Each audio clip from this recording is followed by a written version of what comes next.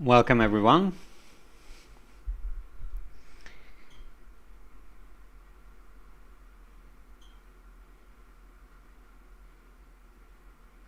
Hopefully you can hear me and see me.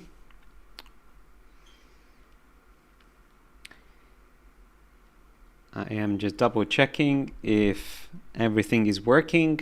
If anyone is in the chat, please let me know if you can hear me and see me. Forgot to put my hat on. Now we are ready to start. Hi Anas, all good. Hey Jan, nice to have you.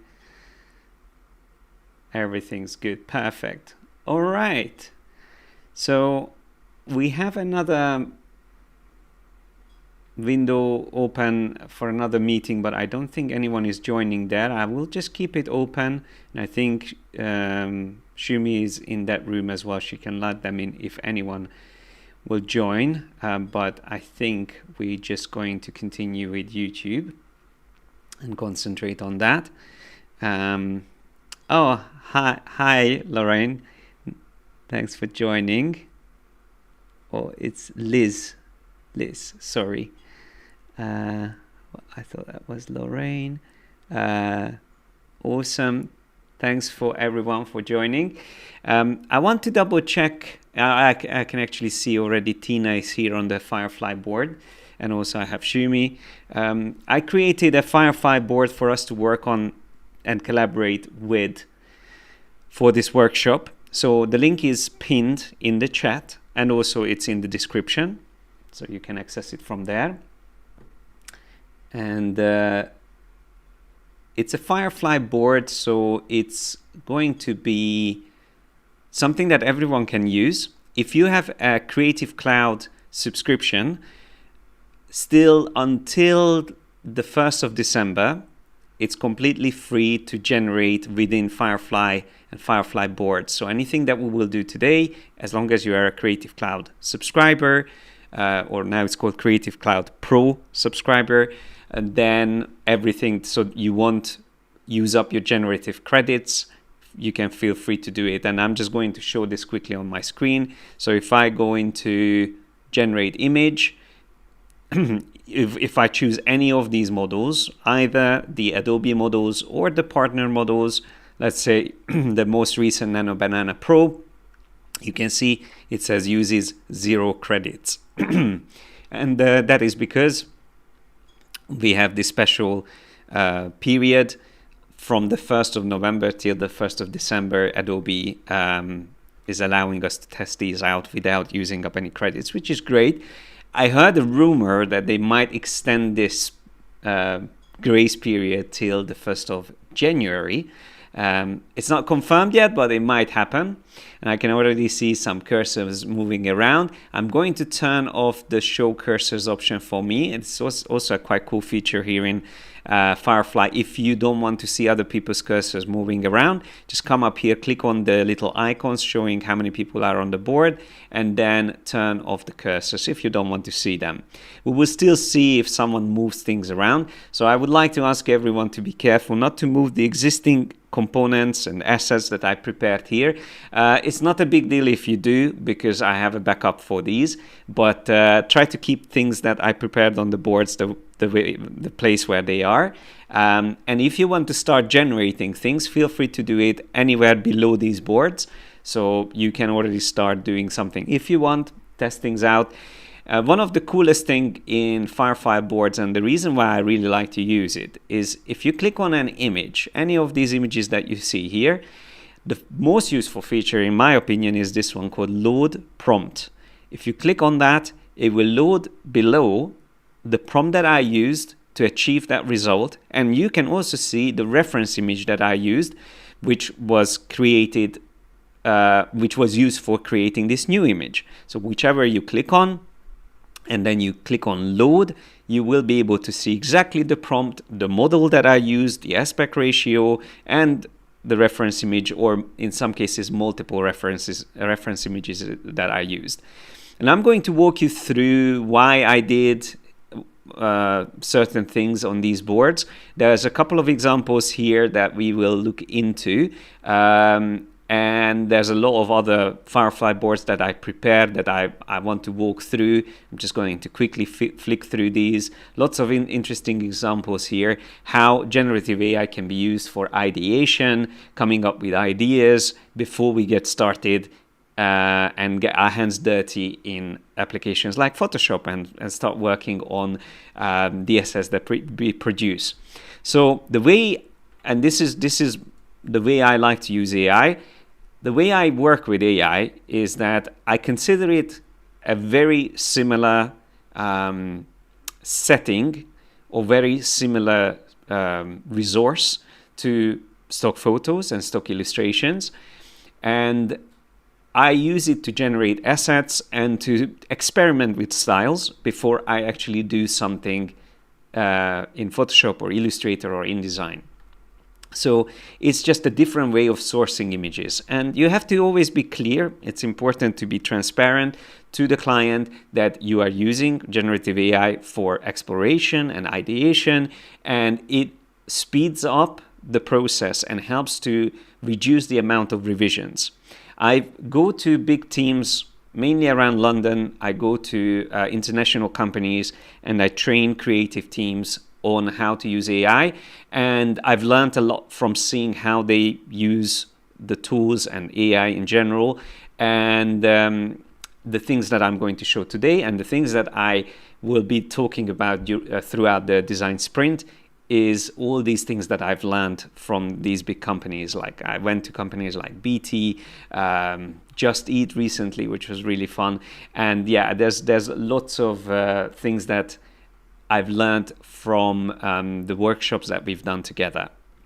So the design sprint, just a little bit about the sprint before we get started.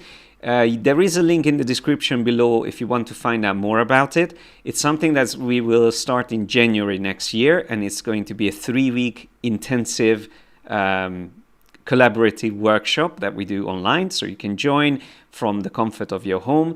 And there will be like 3-hour long workshops 3 times a week, and we will be working on a single project for the entire 3 weeks, and it's going to be similar to what we do today. So today is more like just a little bit of a teaser of how it's going to work, but we will still already do some interesting things today for sure.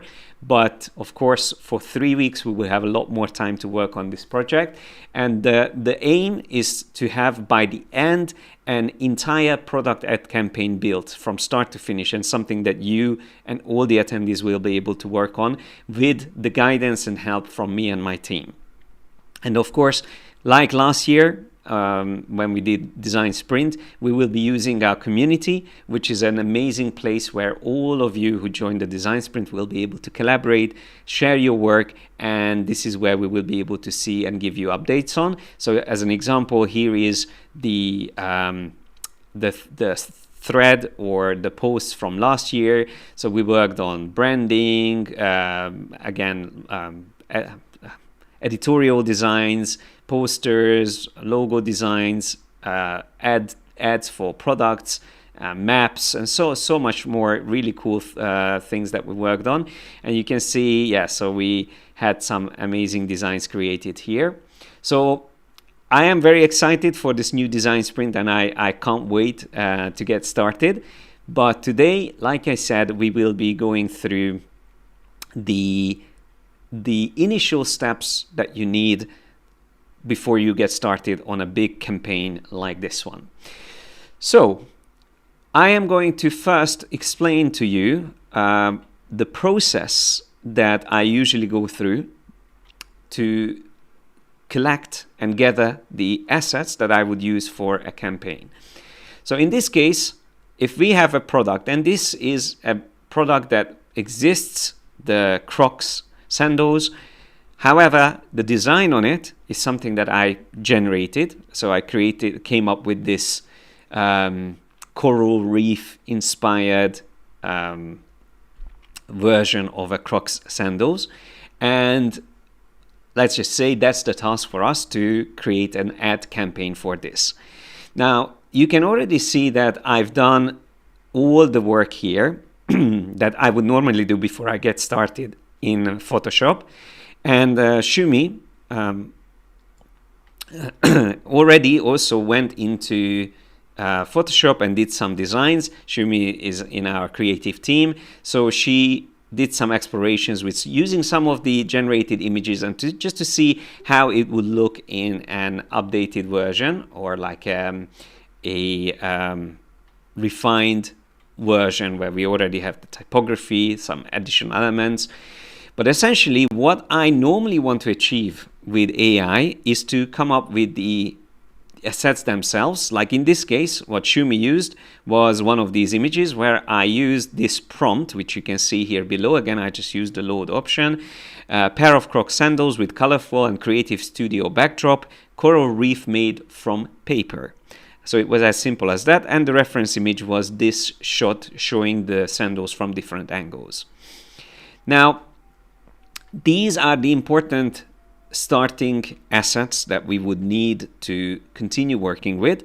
So I intentionally don't generate any of the assets with text on it, because that's something I prefer to do manually, put them in Photoshop and refine it. I want to keep those things editable.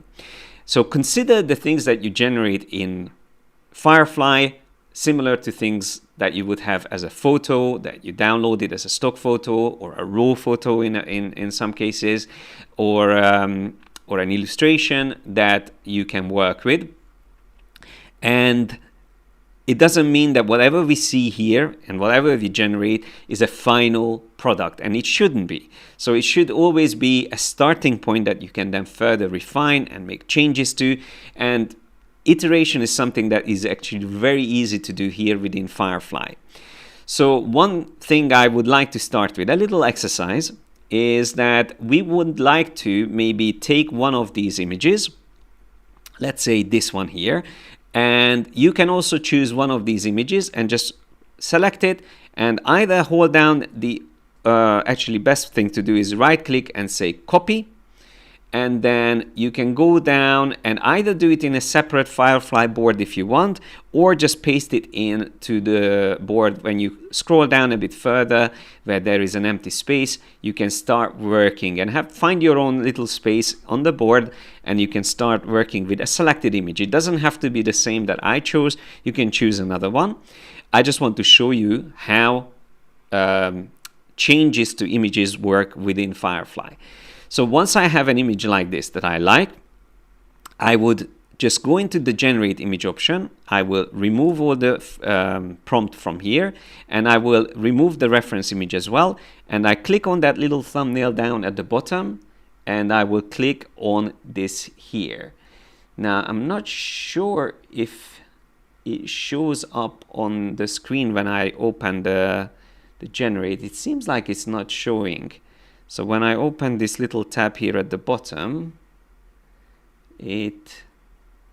was it showing? No, it's actually probably showing, sorry. There's just a little bit of delay in the stream. So when I click on this icon here at the bottom and click on the image with the little eyedropper, that will use that image as a reference. Now that I have my reference image, I can even crop onto this if I only want to focus on a certain part of this image. So that's a very useful option here. We can crop into it, but I'm going to keep it the entire image for now. And what I want to try out, just as an interesting exercise, is to write in my prompt, dolphin jumping out of the water in the background. And I'm going to use the same model, Gemini 3, that's Nano Banana Pro, and I'm going to use the portrait landscape format, which you can change here at the bottom. So aspect ratio is set to portrait, model is Nano Banana Pro, and it should say it will use 0 credit for you as well, as long as you have a Creative Cloud Pro account. Obviously, it will use, I think, around 20 credits once this grace period is over. But for now, we can just hit generate. And the generated images you will see here in this little strip at the bottom, or if you click on the little generation history icon on the right, you can also see them appearing here on the right side, which is a little bit more visible especially if you don't have this little tab at the bottom open, this is still something that will be easier to spot once the generated image is ready. So yeah, we have our new generated image, which I can just drop here next to the other one. And we can see it did a really good job. I really like it. The fact that this is out of focus is something that we didn't even have to explain. That's something that the AI understands really well. This image model, Google's Nano Banana Pro, is incredible. It has a very good understanding of context and can really well maintain details in the image that we don't want to change without even describing that we don't want to change it. So yeah, I didn't have to specify that, keep everything else the same. It did a really good job. And I love the lights as well, how it exactly matches the lighting in the image already the way we have it.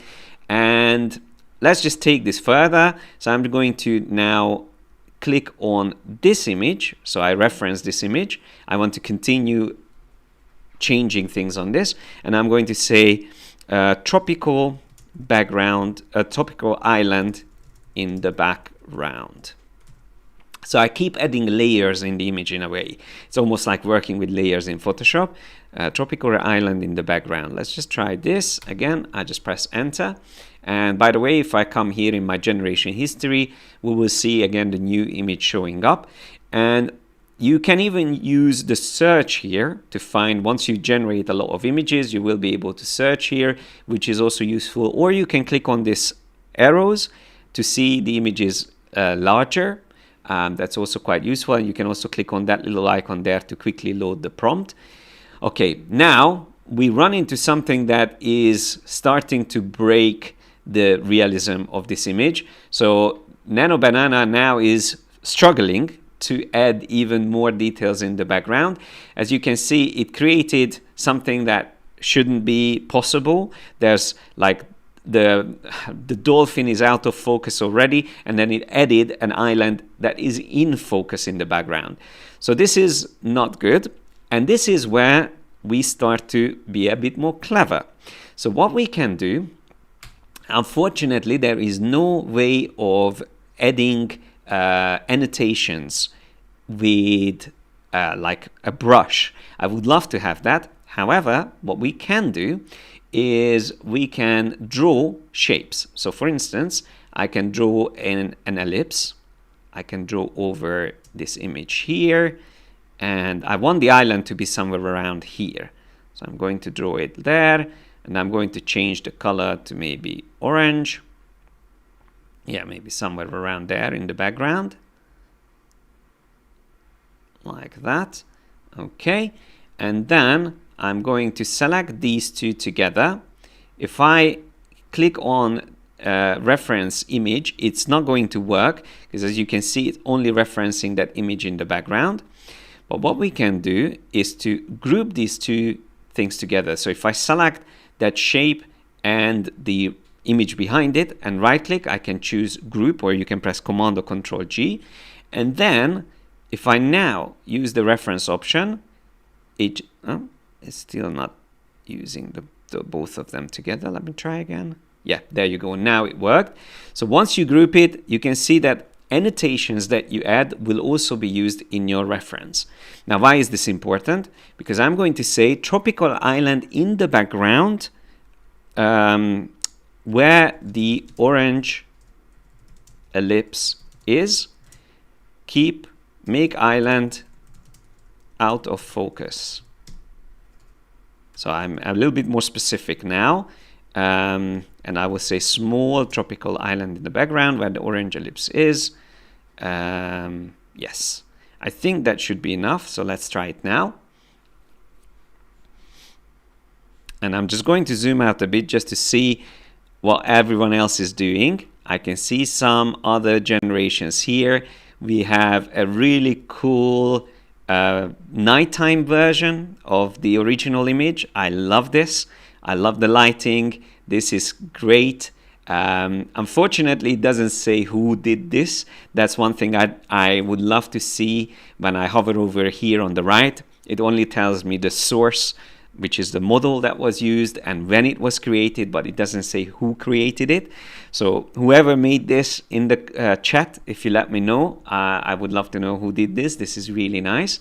And then we have this other image with a shark in the background. This is also really fun. I love that. Looks really good. And yeah, and then we can see a version where the boats are removed. Awesome. Really nicely done. And then we have someone here working with this image, adding an island in the background, changing the angle slightly. That's really cool as well. Let's just see, someone else is working on this side. We have a mermaid. Oh, a sad mermaid. That's also fun. I love it. So some really cool ones here. You can let me know in the chat who is working on what, so I will understand what's happening. But yeah, you can see on my screen that what I achieved with that simple annotation is that I directed the AI to do the addition that I wanted to add to the image exactly in that spot and in that size that I defined. Now, the only limitation of doing it this way is that, of course, I couldn't cover up completely the product or details that without losing them. So you can see, for instance, here in the original image, we had these bubbles in the foreground and the rock, which parts of it we now lost because of this orange ellipse that we placed on top of it. But still, it did a good job retaining as much as possible from the original composition. So this is essentially what you can do even without starting to use layers. The only disadvantage of doing everything within Firefly is that you won't have the flexibility to move these things around because they are not generated as layers.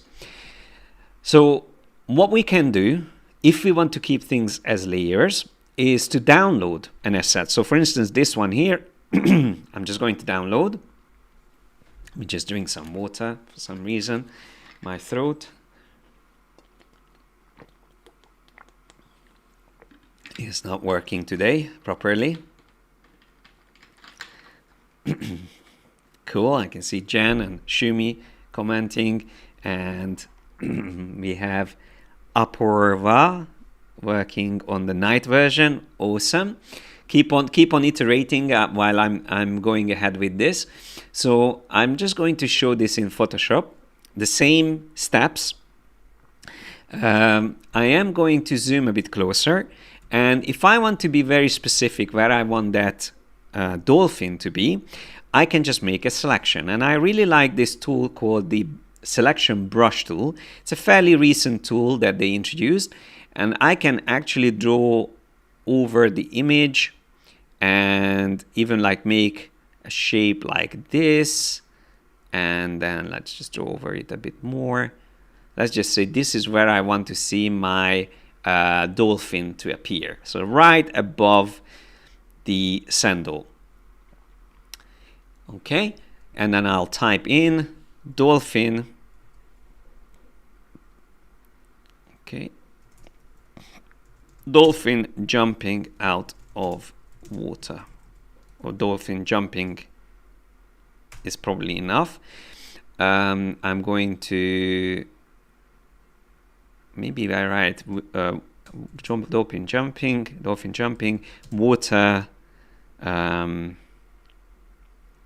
dripping from it. Maybe that should be enough. Yes, and I'm using again the same model, Gemini 3, and I'm going to hit generate. So when you do this in Photoshop, it's going to only be able to work with whatever you made a selection of. So it's not going to take into consideration the rest of the image, and that's one of the problems, because it literally sends the selected details. So Photoshop sends the selected details to the partner image model, which in this case was the Google one, and then it only works with that small selection. So Google or Gemini 3 won't know the context, the rest of the image, and that is why it ends up looking so bad. So it the lighting sort of matches, but it doesn't have any awareness of the foreground details in the image. So instead of doing this, I'm just going to copy my prompt, and I'm actually going to delete this completely. I am going to make a selection of this top area here. And if I have that all selected, and I use the same model, I can try this. And then I'm just going to mention this, that if you are using generative features within Photoshop, it's actually going to cost you credits. So it's only free within the Firefly in the browser, but not if you're using it in Photoshop. So that's important. In case you are using Photoshop, you will be using up your credits. So again, you see the problem here, it understood the context a bit better, but it replaced the sandal. So I have to be a little bit more specific, and I have to say dolphin jumping behind sandals. And let's try again.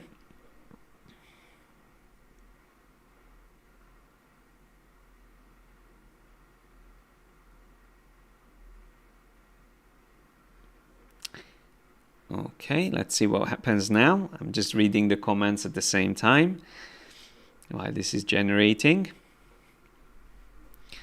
Let's see what happens. Okay, so it did a better job now. It integrated it into the image.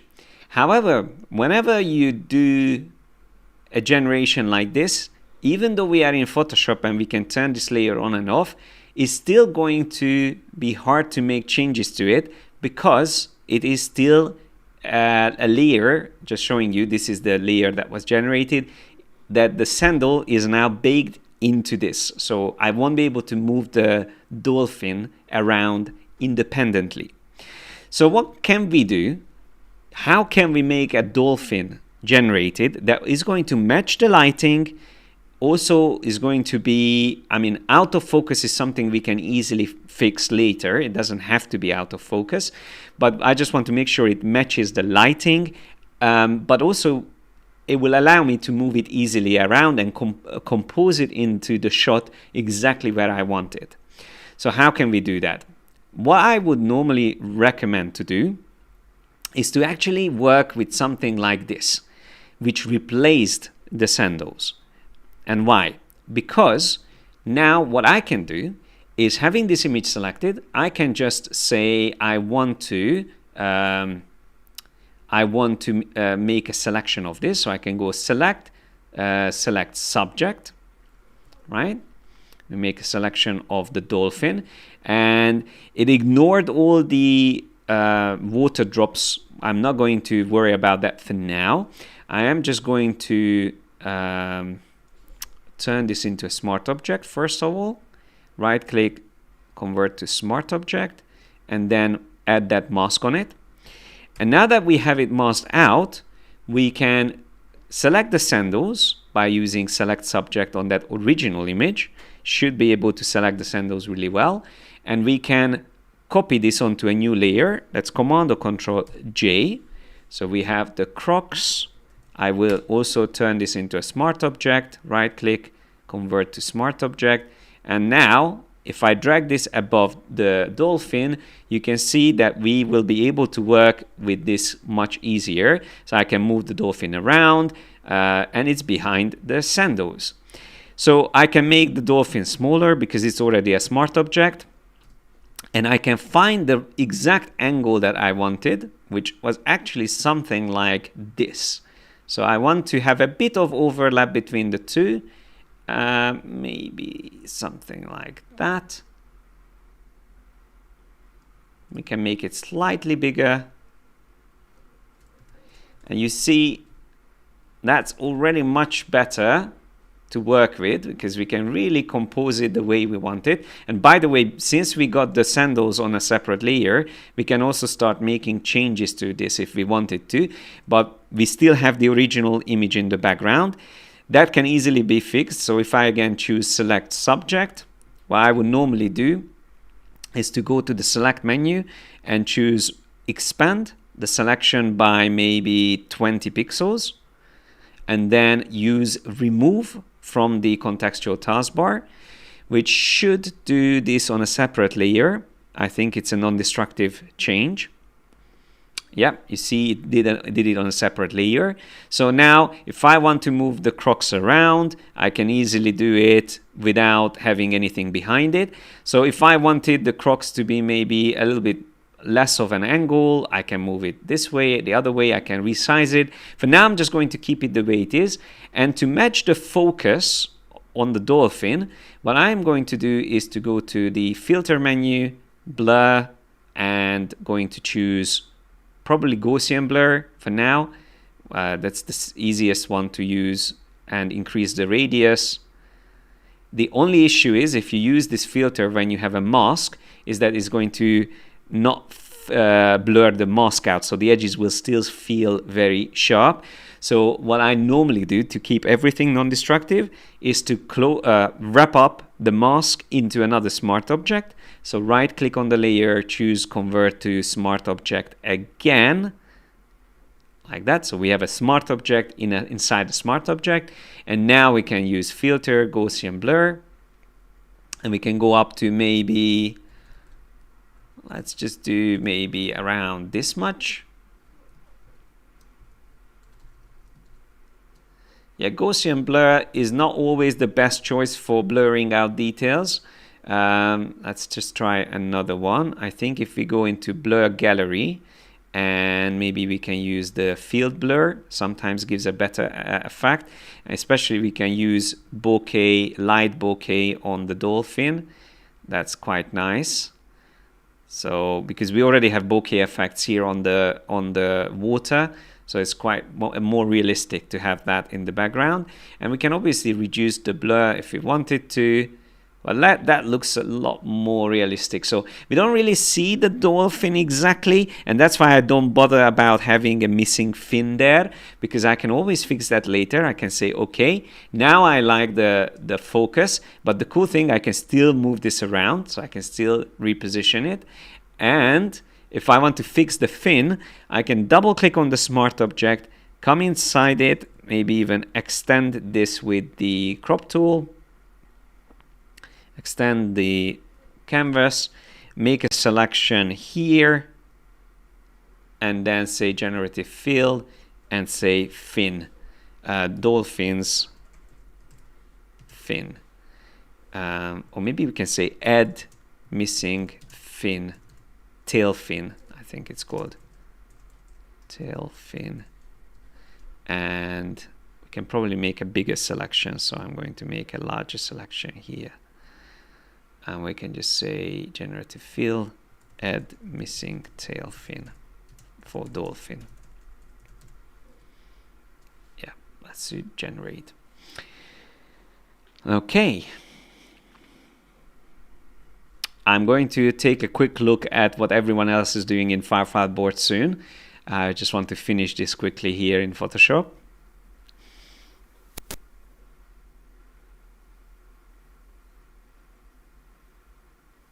Okay, so once again, once we have the fin, we can just say select subject. It's not ideal, I think it's in the wrong direction, but I'm not going to worry about that for now. I'm just going to say convert to smart object and then mask this out, and I'm going to just use the brush tool on this, and with black I'm going to remove the parts that I don't need. Yeah, that is looking good. And then I save these changes, and you see it updated in the background. So that was before and after. Before and after. Because I changed the size of my smart object document, it moved it up a little bit, but I can move it back down. So I want to make sure that there is some overlap between this sandals in the front and the dolphin in the background. That's why I have this fin still visible here. You can still see the head, but there is some interaction there. So what I wanted to show here, and I'm going to just save this as a Photoshop file on my desktop. I'll call it dolphin, and I will save it as a JPEG as well, something that I can drop back into Photoshop. Sorry, not Photoshop, into FIREFLY. So if we jump over here, I can drop it in. So the main difference between the one on the left, and I'm just going to remove this orange like ellipse from there. So the main difference between the one we have here and the one on the right is that we have control over the generated details. So even though the original image is a generated image, we managed to have dolphin created that is completely accessible as a separate layer. We have full control over it. And also we managed to separate the sandals. So if I come back to Photoshop once again, we can still move the sandals around. We can turn it around. We can resize it. And the same thing with the dolphin. And it's actually very easy to do things like the water drips behind the dolphin. So if I make a selection here on the top now, like that, I can just say generative fill, water, splash, and trail behind dolphin. Out of focus. And I will even say bokeh. Bokeh is those little circles that you see in the image when things are getting out of focus and there's light on them. So let's just generate this. So this is again generating another layer. This is, I would consider, an effect layer, which normally you would have to do manually. Because these things are out of focus, it would be fairly easy to do. But again, we can get a starting point at least from generative AI most of the time. Let's see how well it understands what we want. It understood it quite well, although it has a sharp corner here at the bottom, so that's something that we need to fix. So this is obviously something that has to be under our dolphin layer. So it can be above it as well if we want to. Maybe if we set this to screen, no, I will just keep it on normal for now. I'm going to mask it out, so use the brush tool. We can mask out a bit here at the bottom with a soft edge brush. It's going to work quite well. There, connects into the water, something like that. And already we have that effect in place. And then we still have our slipper or the Crocs in the front, which we can bring back up where it was, or maybe further down a bit, and experiment with how we want to do this. One important thing again to mention is because I kept the dolphin when I generated that layer, we will have to still mask that out. So if we want to make sure that we can move the dolphin around, we would have to go into that layer, mask the dolphin out, and then we again will have the option to move the dolphin around freely. So we have the splashes behind it, but now we can move it around freely. So it's always going to be a little bit tricky each time you generate something to make sure that it has some interaction, the elements are working well together, but still have control over how you move them around. I hope this makes sense, and I hope you understand the difference between doing everything in a single generation in Firefly boards compared to doing it in Photoshop. And you have to know when one is easier than the other. So the way I like to think about this, hey Jackie, thanks for joining. The way I like to think about this is that it's good to do a first attempt in Firefly boards for everything that you want to create, and maybe a couple of attempts as well. So for instance, in this case, if I just load what we used here, I could recreate this again, and I could actually use what we created here as a reference. So I brought something that I created in Photoshop, I brought it back in here, and you can, it's not like a linear thing. You don't have to always start in Firefly and then go in Photoshop and you just stay there. You can still come back. In some cases that makes sense. But what I wanted to show here is now that we have a little bit more believable composition. So comparing to the one we had here, I feel like this looks a little bit more believable. I might want to add that island in here again, because we want the island to be really feel like part of this composition. Another thing that you can do, and this is both works in Firefly boards and works here, again, doing a little bit of annotation. And for this, normally I would just draw over the image. So let me show this as well. This is again just a slight little addition to what we've already done. So before I make my selection, I would use an empty layer, and I would use my pencil. I'm just using a stylus. So I'm going to draw over the image, and I'm going to draw the island. So I'm actually going to draw the island here. You can even draw it in the colors that you want. So I can even draw, oops.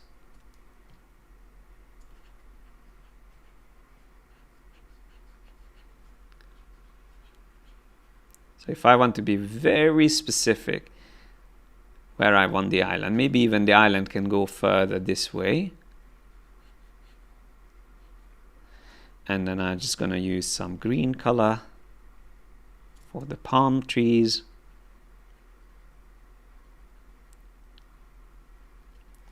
Just be very quick with it.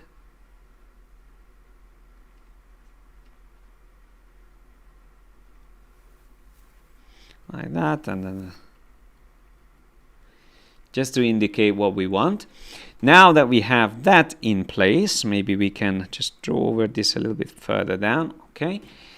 If I now make a selection, I can make a selection of this whole top section here. And if you hold down the Shift key with your rectangular marquee tool, you make a square selection. I recommend whenever you can, you should make a square selection. And it actually doesn't have to be that whole area. Maybe around this much is enough to show.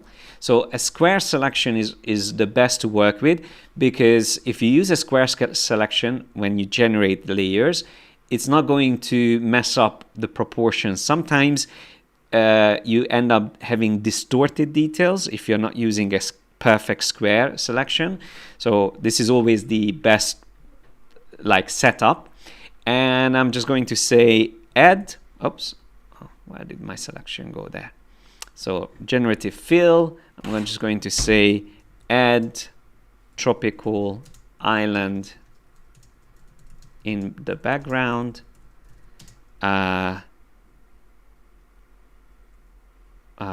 Following the drawing, and island is out of focus. I think that's enough. So I'm still using Gemini 3. I'm going to generate this.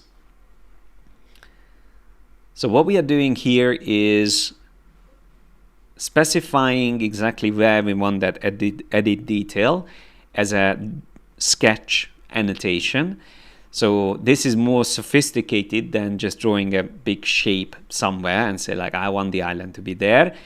The Nano Banana model will understand that quite well, and look at that. That looks really impressive. So that was my drawing, and that's the AI figuring out how that would work. So it made it really good. I think it works. It's out of focus. It feels right. The horizon is added. Horizon before was not there, but it's now added there. That makes actually sense to this composition. I think it works. And then the good thing about this is that I can go in and I can make this into a layer that I can make changes to easily in the future. So again, I can place this under the crux, and I can turn off my sketch layer. So that will allow me to make changes easier. So I can still make the crux bigger, for instance, because that's in the foreground. I can also mask out details from this. So if I just see that layer which we just generated, I could actually go in and mask out the foreground. So if I get rid of this and all of that, this was only necessary for the generation, right? So I can get rid of all of that And what I can do is on top of this, I can make a selection like this. And this is where it actually will become a very usable layer that we can work with. So I made another square selection. It's important. I'm making a square selection like that. And I'll just say generative fill, fill in the empty parts, tropical island, out of focus. So you will see exactly what this helps us to achieve.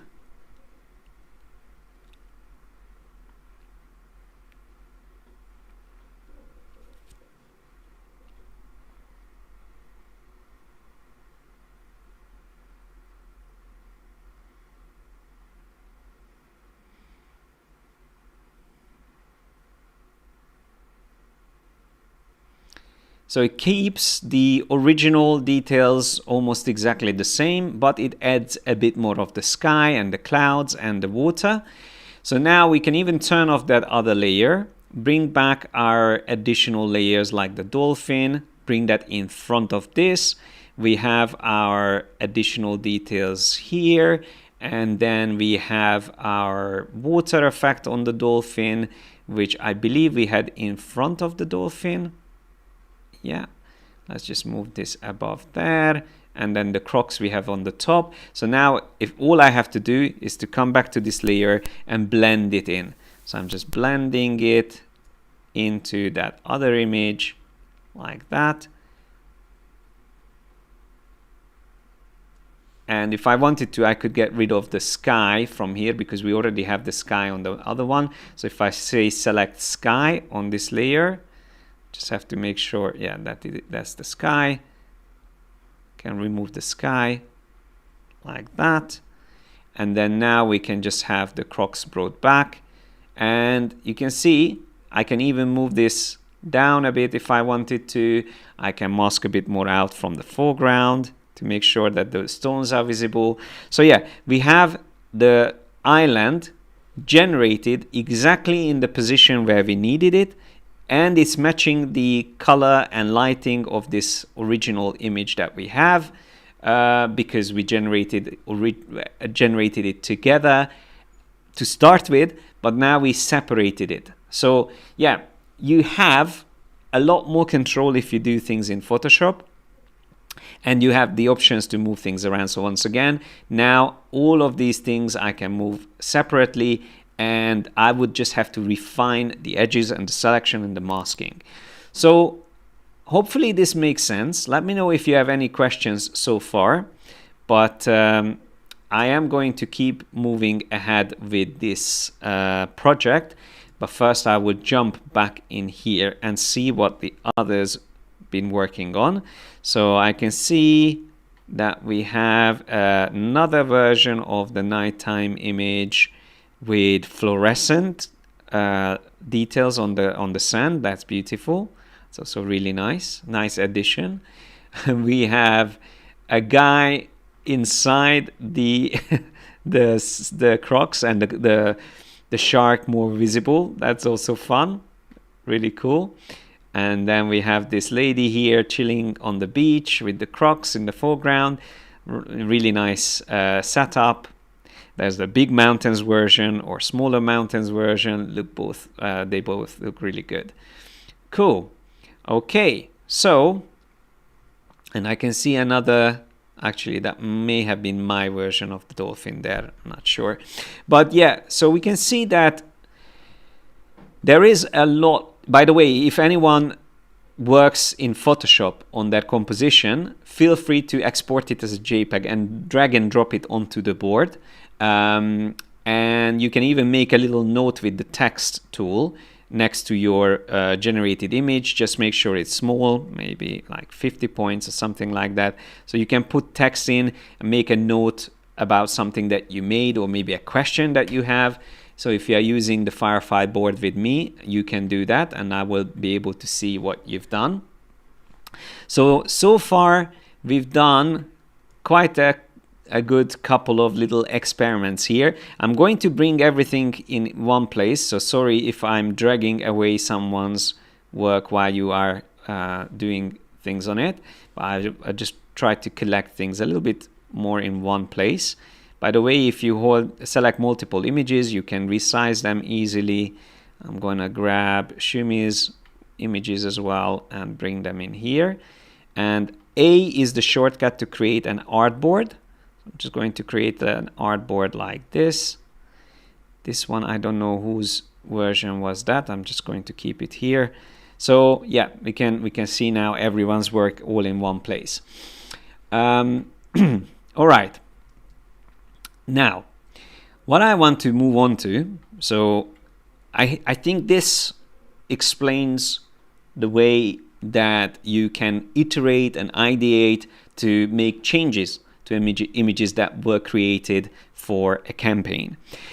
Now, you can see already my prompts that I used here. Whenever you select an image, you will see the references that I used. But I want to show you an example when we can combine a product that we like into another image that we like. So basically merge the two things together. So what I'm going to do is I will bring up Midjourney, and in Midjourney I'm just going to type in here on the top right in the Explore tab. I will type in maybe product shot, right? And I will type in water, product shot, water, and maybe one of these we can already work with. For this brief again, maybe coral reef. I will type in coral reef. Let's see what we get for that. Okay, so some really nice ones here. I think we could, there's a mermaid there in the background. I think we could use quite like this one, the isometric view one. I can imagine the sandals sitting on top of it, slightly sinking into it. So let's just say we like this. We can just copy this image. And by the way, whatever is generated, there is no copyrights. So that's one thing that you have to be familiar with, and you have to know that you can base off any generated image, whether it's in Midjourney or Firefly. It's free to copy anyone's work because there's no copyrights. A generated image cannot be copyrighted. If you make changes to it, the changes that you make, depending on the amount of changes, can be copyrighted. But a fully generated image that just comes out of an image model cannot be copyrighted. And that's a good thing, I think. That makes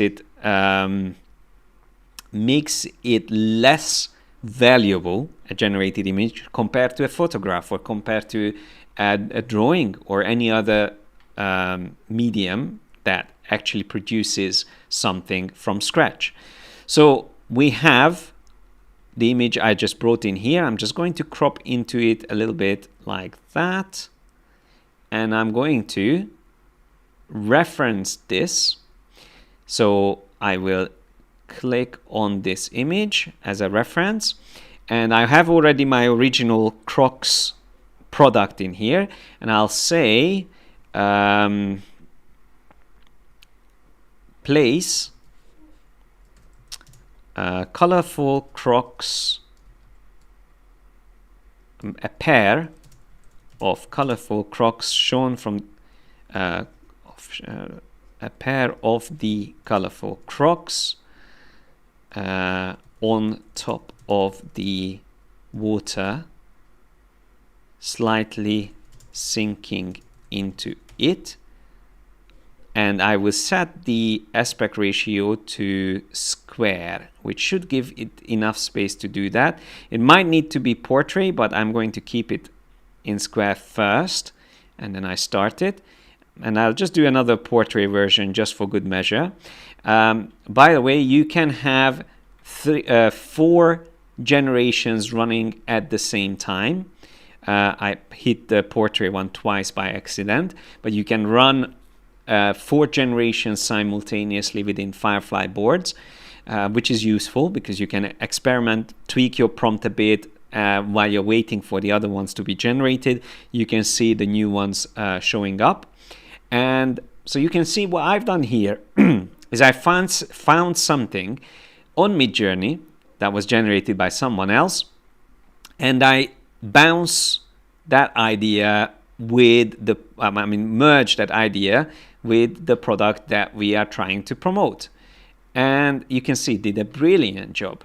It is on top of the water, slightly sinking into it. Here's another version that was generated. The issue with this one that is cropped into the image, so I'm going to ignore that. And there's the square format version, which actually did also a very good job. Not sure which one is better. The interesting thing is with the portrait one, it actually changed the angle slightly. So it's looking at it more from above, but kept all the details the same. I actually like this one slightly better, but I like the original one. This one here on the left too.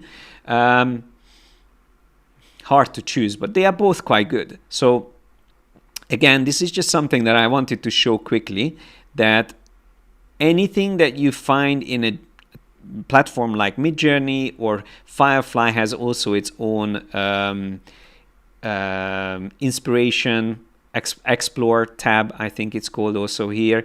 So these are all things that you can use to start incorporating elements in your design. And of course, this is something that we could then further refine. So let's just say we want to have this image upscaled. So for instance, we need this for actual print size, because currently it's a quite small size. So what do we do then? All we do is we download this. I wouldn't rely on the Topaz upscaling tool. I didn't have much luck with it. I tried it a few times, but it's just not great. So I'm going to go into download and bring this into another tool that I like to use called Magnific. But before we do that, I just show that if we go into Photoshop, you actually have the generative upscale option here as well. So if I use this, there's 3 options: Firefly Upscaler or the Topaz ones. I actually quite like the Firefly Upscaler. I'm going to just show you how this looks like. So it's going to upscale the image to twice as large. Right now it's 1200 by 1600 pixels, so it's quite low resolution. It's definitely not enough for print, but this new version will be twice as large. And we can see on the layers panel, we can see the original and the upscaled version. So it definitely adds clarity. So if we zoom a bit closer, this is before and after, but it's not that clear. It still looks quite low resolution. It just softened the image, but it did a fairly good job on the crocs, added a little bit more contrast on it, but it's just not that impressive. It's good for maybe just a slightly larger image that you need on the web, maybe for a banner or something like that. But if you want it for print, that's when I would go to Magnific. And I just want to show within Magnific an example, which it literally came out yesterday or the day before. They have a new spell, they call these, that can add realistic skin on people. That's one thing that with AI always is the case, especially if the person is a smaller detail within an image. The skin gets very plastic looking, and on portraits as well, that's the problem. So if I zoom closer to this, it's a very high resolution image, but because it was based on AI, I'm just going to show you here, it looks very fake. And with this skin enhancer they introduced in Magnific, look at how nicely it can update the skin. So that was before and after, without changing the likeness of the person. So it still looks the same person, but now it's like something fake turned into real, with all the normal imperfections, variety in pore sizes, even subtle little like skin on the face that you would normally get around maybe here on the cheeks, the wrinkles on the neck. Yeah, it's just amazing. It's something that you would get from a photo shoot.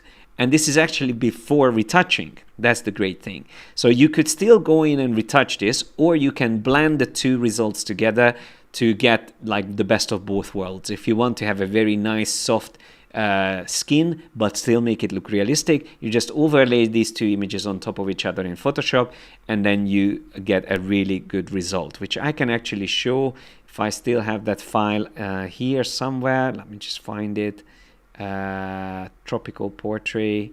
It's not there anymore. Let me just open that quickly. 1 second. Just to see. So here we have photorealistic comps tropical portrait. So you can see if I zoom closer, this is without the skin and this is with the skin, but the skin can be 100%, which looks like that, or 70%, and it looks like that. I can just see it wasn't aligned perfectly. I just shifted to the right slightly. But yeah, so that was before and after, and this is 100%, and this is maybe 50%. That's exactly in the middle, or 70% I feel like is a good amount. So it adds just enough detail to make it look realistic, but not completely overriding the original details. So again, 70%, sorry, 100% or 70%. So yeah, you can really explore variations of images like this. So let's see how this does with that new image that we created. So if I come into, in this case, I wouldn't use the skin enhancer because we are not working with an image with people. Instead, I'm using the precision upscaler. So we have here the precision option. And I'm going to drag and drop this image in here that we created. And I'm going to do, let's do 15% sharpening, or even 20% I think we can go up to. Smart grain maybe can be 2%. And let's do 3 times the size of the original. Maybe let's do 2 for now. 2 should be enough. By the way, Magnific is also very fast. So the upscaled version we will get quite quickly, and we will be able to drop this into Photoshop just to compare what the Firefly upscaler can do and what Magnific upscaler is doing. You see how fast that was. That's really quick and fast. So let's just download this as a PNG, and I'm going to drop this back into Photoshop on top of our composition. So let's take a look at these coral details. Let's just come down here. So this was the original, and this is the upscaled. Again, maybe here, original, upscaled, and see how closely it retains the original details. Same with the crocs, original, upscaled. And now let's see before the Magnific version, let's see the Firefly. That was Firefly upscaling, and this is Magnific. So that's a huge difference in clarity, but we didn't lose any of the original details. That's what I love about this. It's really very precise. It understands so well what's happening in the image. And like, for instance, with this fish, it doesn't look realistic because the original fish wasn't realistic, but these things can easily be fixed by, I would normally just do a square selection on this, use generative fill within Photoshop, and I would say fish, coral reef fish, and generate. So yeah, we can obviously update the fishes, the different type of fish that we have here later on, but that's probably better to do before you do the upscaling. Upscaling is something that I do at the very end. I just also wanted to show that this is obviously an important part of the workflow. and yeah, it didn't really do a good result in this case. I'm not going to worry about it. It probably would be easier if I just removed it and said put a fish in there for me. But for now, I just wanted to show that we could get to a result from the original image. Once again, if I show before and after in full screen, that was before and after, before and after, and again scroll down a bit further, and before and after, before and after. So yeah, it's very impressive. And of course you can go way higher than this in resolution. You can achieve even more high resolutions if needed. All right, so let me jump back into the board that we use, and I'm just going to have a quick look if there's anything else created. Okay, I can see Anas is working on something fun here on the right side. So he put his prompt in here as well. Really cool compositions. I love these paper ones. You've done a really good job, and cool. These are really nice. Was this all generated in a single shot, or you just merged these together and placed it here into the board? Not sure how this was done because I can't load the prompt. It was probably just dropped into the board using these the prompt that we have here on the top. But yeah, it looks really cool, and this one looks nice as well. So what I would like to do now is to show you another example of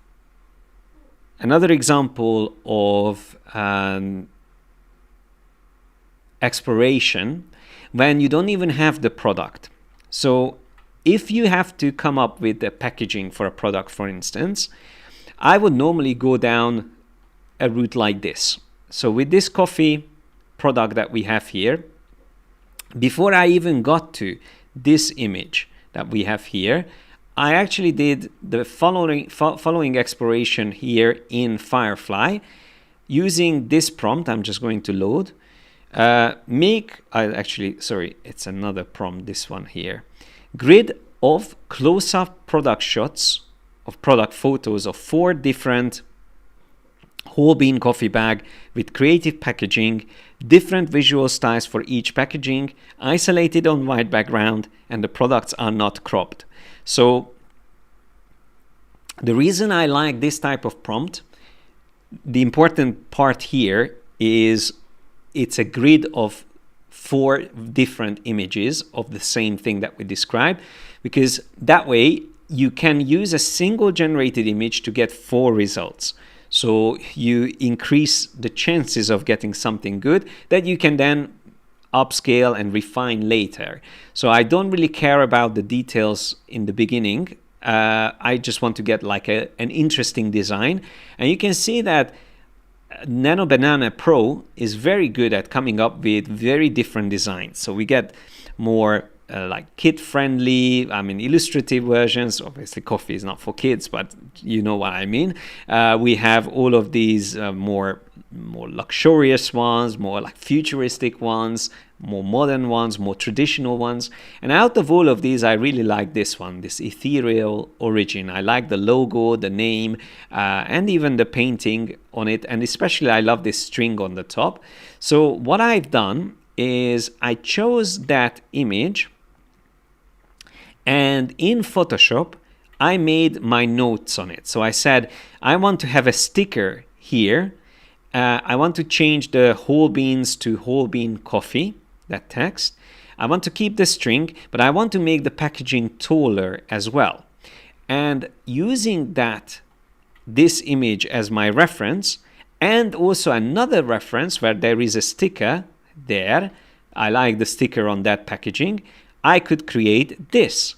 Or was all created here within Firefly. So if I load the prompt, you can see all I said, follow instructions and add sticker from that Gota coffee packaging. So it could combine these 2 images into this. It followed exactly my instructions perfectly. But then I started moving along with this and I placed it in different backgrounds. And although I liked it, I felt like it's lost a little bit if I want to have like a nice backdrop of like a tropical or like a rainforest background. So I thought maybe we can make a more like simple brown packaging. Brown packaging works really well for coffee, obviously. So first I made a very light brown version of it. In this case, the prompt was change the packaging to a simple brown paper, remove the watercolor painting, but keep all the other details the same. So that's what happened. From this, we got this. But then I realized that this light brown is a little bit too light. So the foil stamping, that gold details is not going to be visible. So I just said, make the paper back color to dark brown and have more contrast between the paper and the foil stamp text, which it did perfectly. And then I further refined this, added more details on it. I created all these different variations of the illustration around it. And then this I placed into the original backdrop that I created. And I feel like this looks much better. And then I explored this in more like a sunset style. And then also with the coffee plantation in the background, and that I further expanded later with generative expand in Photoshop. So what I just wanted to get to here is that for product packaging, so when you have a brand, in this case it was a made-up brand, but you can imagine this could have been done with an actual logo and exactly the text that you need, we can create something as complex and as specific as this with only a couple of iterative prompts and also maybe some instructions drawn over your images. So don't forget to do this, because if you just rely on prompts written down, it will take longer to get to the result that you want. So most of the time the AI will understand what you want to achieve, but if you make annotated prompts, annotations, and just simply describing the prompt that you want those annotations to be followed, it always gives you a much quicker result and closer to what you described. So another thing that works really well is to start off with a sketch. And this is something that we've done in the previous design sprint, which I can just bring up here in the board. So if I jump back to our sprint from last year, I can show you the perfume designs that we created. So we had someone who joined, and Robin, who created these illustrations, and you can see how the illustrations then were used to generate these beautiful product designs. So we could start from that sketch, and we had lots of different variations of that. For this perfume bottle, we also have another very simple sketch. So you don't have to be great at sketching, you just roughly get the proportions right, and then you can explore further from that.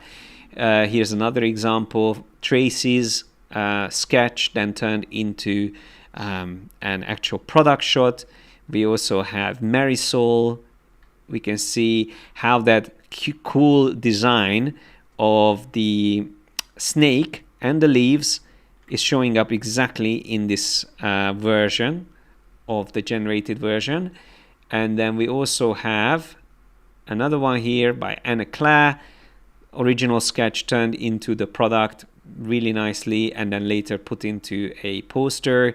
And yeah, so you can see also one of my sketches where I was experimenting with a full composition, not just the product itself, but I came up with this perfume bottle with a hole in the middle, and to base this around balancing, so I wanted to be placed on balancing rocks. And just imagine being able to do a product shot like this exactly at the golden hour, with this beautiful lighting in the background, in the middle of a lake, with those rocks balanced and the product on top, and with a butterfly. Of course, some aspects of this can be achieved in Photoshop by retouching it, like the butterfly is fairly easy to place in, for instance. But to get the lighting and the translucency of the product the way it is here, that is extremely complicated. And one other thing I wanted to show and bring to everyone's attention is one of the strengths of generative AI is exactly what we've seen in this example as well, that it can generate and make things look see-through. That's extremely hard to do. So for instance, in this case, we had this original shot of a chair on a very different background, and it's a see-through chair, so it's going to inherit the colors around it. So it's going to be affected by the colors around it. And if I want this to be placed in this new environment, it would have to be removed. We would have to remove all those colors. And if I try to do this with things like saturate, desaturate, it's never going to look realistic. However, we can use generative fill, and in this case I can show you Gemini 2.5, so not even the latest Nano Banana, already the previous version could do an amazing result. But all I said was make the chair look see-through and colorless, and you can see how it kept exactly the same shape of the object, but it made it look see-through. But just to show you how this works, I'm going to demonstrate this in a different spot. So if I place the chair here, yeah, maybe somewhere around there, and then I'm going to say the same thing. I'm just copy this prompt, make a selection of the entire chair, go up here, generative fill, and say this, and then I will use Gemini 3 this time and generate. What you will see is that it's going to be able to even make it see-through and have all the other things show up behind it.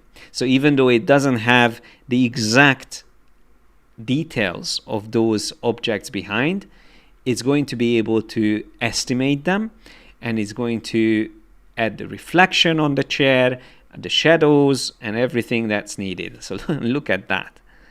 How crazy is that? So this was before and after. The alignment is slightly off. That can be easily fixed. I think it just shifted the alignment slightly, but that was before and after. So again, you have all the reflections perfectly working with the objects behind it. We can see the flower or that plant in the background, the table in the background, and we have the reflections on the floor. So yeah, it did an amazing job. The only difference here on the chair I can see is that on the left, so it forgot to add that detail, which is, I'm not sure why, but I mean, this is still very close to the original, but that would be a very quick, easy fix to retouch. So yeah, this is just a quick little side note to how good you can create with generative AI complex details like transparency and reflective materials. That is extremely hard. Like if you don't have a photo shoot to capture these details, the only real way of doing it would be to model things in 3D, but that's again like very time consuming. Depending on the budget and depending on your team of creatives and the skills that you have, you would be quite limited. Now, the next thing that you can do still with AI, and that's something that sometimes I do to explore ideas, is that I would come into FIREFLY boards and I would mock up some posters. So in this case, I have a few products that I generated with these logos. Logos I created myself, just a quick simple logos that I created in Illustrator, and then I wanted these to be placed on products. So we can see some trainers for men and some trainers for women. Out of these, I really liked this shoe, and I think on the right side I worked with, I believe, this one, the middle one. So I chose that one, and you can see how it managed to make it look like it's stitched onto the shoe, onto the side of the shoe, exactly the way I have my logo. And that's again something that you can do. So instead of just using a PSD mockup like in the past, if you work with a brand, and for instance you are doing the rebranding for them, you can very quickly show on their actual products how the new logo would look like. So that's very easy to do. But further than that, we can also use something like that product that we had, or actually this shot that I generated with this person wearing the trainers. And I used, in this case, if I load my prompt, I use both that image of the person, that one, and the original logo, and I said, turn this into a cool ad poster featuring the logo in white and use illustrative decorations and effects. And this is what it came up with. However, I didn't really like the illustrative style, so then I went further, and using that, I said, in this case, if I load it, the prompt, it says, make the background and stairs photorealistic and add a vignette around it. So I'm almost working like as if I was using Photoshop, but because I want to quickly explore different directions, I just start doing this in AI, I mean within Firefly. And the advantage of that, again, is that this would take hours to do in Photoshop. And if I don't end up liking the result that I have, I would be stuck with that, and that's the only one that I can send to the client. But most importantly, I would also keep looking at the same thing for hours, so I would start to convince myself that this is a good composition, compared to me just looking at it for a minute or two and quickly iterate from it.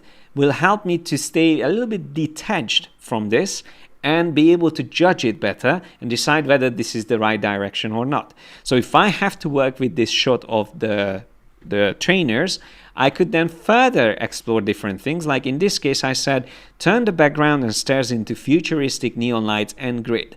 And I got that result that you see, the third option there. So this one, from this one to this. And then I had this additional idea that why don't we add also a grid or mesh on the shoe in the background, and that's what I did. So that was just a quick change there. The same thing with this other poster that I created. So if I load the prompt from this one, it says use that image, one of the images from above, and the Luna logo, that one. Turn this into a cool poster, again the same thing, illustrative decorations and effects. So it created this, and it even added the text, find your Luna activewear for the day, for the night and day. And I quite like that, and I did a couple of experimentations with this until I ended up telling it exactly to have, I think in this case I said, place the logo on bottom right corner, include tagline activewear for day and night. And then I specified that I want the left side of the poster to be in daytime and the right side of it to be in nighttime.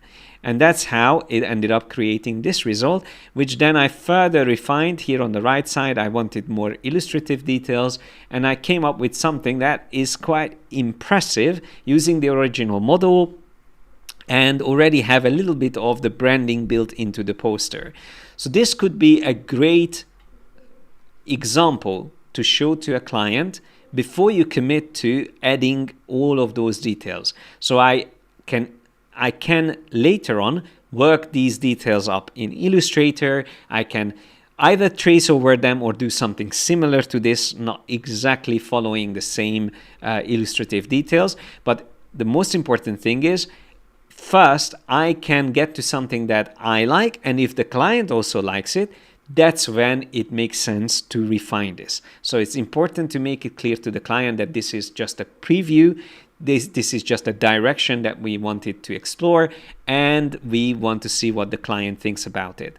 Now, what I would like everyone to do, whoever is here with me in the Firefly board, is to pick, come to around this area here, and I'm going to give you, you can pick one of these images. It doesn't have to be the one that I used.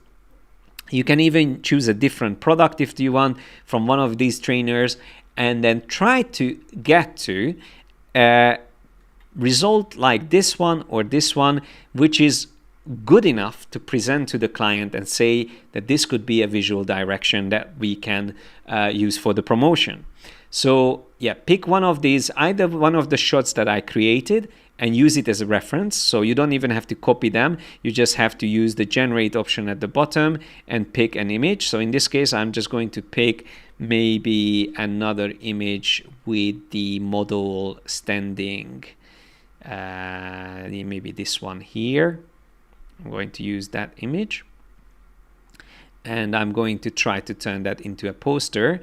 So I'll come down here and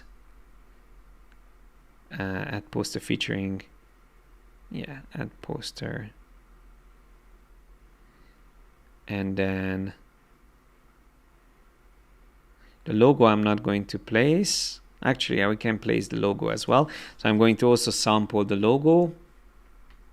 If I just go up a bit here, the logo is up there, so I can just go in and have another reference from the logo and say, turn this into a cool add poster, add the logo. Let me just see this image again. How does this image look like? Yeah. Include the logo and the tagline, and add illustrative details around the trainers and model, and model. Let's just do that, and then generate. So yeah, whoever is with me here in the Firefly board, feel free to experiment with this. I'm just going to have a quick look at all the boards. I don't see any new. Actually, Anna's added a few more additional generated images here. Yeah, these look really cool as well. Very nice. Nice. I like this composition as well, combining some paper elements, some water in the background. This is also cool with the box, the white see-through box under it. Yeah, Anas, you clearly have a knack for how to work with AI. I can see that you have experience and you're doing a really good job with it. So I'm just going to drop this image here and we can see what it generated for us. Okay. So sometimes if you create or generate an image that you're not in love with, it's worth giving it a little bit more descriptive prompt. So in this case, I would say include the logo in white. I think it works in white. And the tagline, logo is glowing. And then add illustrative details around the trainers and model. And maybe, I think that's fine for now. And around the edges, or maybe I would say create an illustrated frame that goes behind the actually a frame, illustrated frame with a moon theme, moon and star theme. Yeah, let's do that. Okay, so just exploring different ideas before you even open up Photoshop is also another good way of using AI. And you can actually hit generate a few times just to see what it will create. Once you feel like your prompt is good enough, you can give it a couple of shots. It's like, again, giving yourself the chance to do a couple of different sketches of the same design. The same thing is worth doing with Firefly. So I'm just going to bring these up all here. This looks like a tarot card. It looks quite cool. Let's see the next ones. Walk among the stars. I also like to give AI the option to come up with the tagline if instead of me defining the tagline, because it's like asking ChatGPT to come up with taglines. Nano Banana, by the way, is part of Gemini 3, which is a multimodal AI, which means that it has understanding of not just visual things, but also text and motion. So it understands a lot of things. So that's why it is quite a smart, the most advanced AI at the moment. So yeah, we can see that the second one is still using the original photo, but added really nice frame. And I like this swirl, illustrated swirl around the trainer. But then we have two versions where the product itself looks illustrated. And that is something that, of course, we could combine with the other version where it doesn't look illustrated. So, for instance, if I like one of these, let's just say I like this guide your steps the most. So if I download this one and I bring this into Photoshop, this one actually ended up being a higher resolution image. Sometimes you get that in Firefly boards. So it actually created 2000 by almost 3000 pixels image. I'm not 100% sure when this happens. If the original image is already high resolution, sometimes it happens, but there is no way to control it. What I know is that Nano Banana can produce images up to 4K. So 4K resolution is the limit, but how to make sure that it is actually 4K, I'm not 100% sure. It's not something that you can specify when you are prompting. So I'm just going to place the product image in here, the actual product image, and then what we can do is to use the select subject, or even remove background we could have used, and then we can mask this out, and then now all we have to do is to have the text and any other details showing up on top of this that we wanted. So for instance, I could just paint over the text area here, and then maybe having the legs a bit more illustrative is quite good, and then the illustration transitions into a photo around the product. So even around the product, maybe we can have a few subtle little details that can be more illustrative just around the edges, and that swirl I can make it look like it's going behind her feet by having it masked out here. So I think that's like a really good way of utilizing it. So I mask it out around here, and I keep maybe a little bit of glow around there. So now you can see we very quickly combined what we liked of the illustrated version that was generated with the photo or generated image that was photorealistic together into Photoshop. So that's again something that you should keep in mind that you can do easily, and that I wouldn't show this version to the client. I would just show how the product still looks like a real product with the logo on it, but then we have the illustrative details around it with the frame and all these cool glow effects that we added on top of it. So I will just save this quickly on the desktop, Luna, and then drop it back into Firefly. Let's drop that back in here, and I'm excited to see what everyone else is doing. So hopefully we will see some other designs. I can see, I think, yeah, I can see a few more getting created. That's good. So I'll just drop this one here. And normally what I do in Firefly boards is that I like to keep the final result always on the right. So the one that I ended up creating, I build up from left to right. And that way it's easier to see what we went through to achieve these results. So let's see this one here. Oh, this is nice. I like this one on the right with the northern lights and the nice floral details on the bottom. I like how it has the word day on the left and night on the right. This is really, really cool. Let's see the prompt. Let me know who did this in the chat. But yeah, I can see turn this into a cool ad poster featuring the model in photo form with illustrative decorations and effects around her. Place the logo on bottom right corner. Include tagline activewear for day and night. Yeah, left side of the poster is in sunrise, right side in sunset. Both must be by the Finnish lake. Nice, looks great. I love this.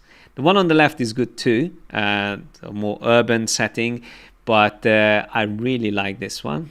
And I like the way that she still looks photorealistic, although there's a lot of illustrative details around her. And I really like the negative space here on the right. So it works so well, focuses really on the logo and the tagline. So this is a beautiful example. The only issue is we have two suns, but that's easy to fix. So that can be removed either from the right or on the left. We can maybe remove the sun setting from here. I think that would work better probably. But yeah, really, really nice example. I'm just going to make these ones a little bit bigger and place it here next to mine. And whoever was doing this, I don't know who was doing this. If you let me know in the chat, I will know who worked on these. But you've done a really good job. I really like them. And then let me see what the others are doing. So I can see Anas is working on this one. Really cool. I like it. So I guess there is the original ad, and then there is another ad, and then we have this one and this one. Really cool illustrative details and motion added to the product. So I believe that's the product, or maybe that's already an ad that was generated by Anas. Really cool. Awesome examples as well. Very nice. I'm not going to drag it out of your board. You already nicely organized it there. So I'm just going to keep it there. I'm going to make a board here for these results.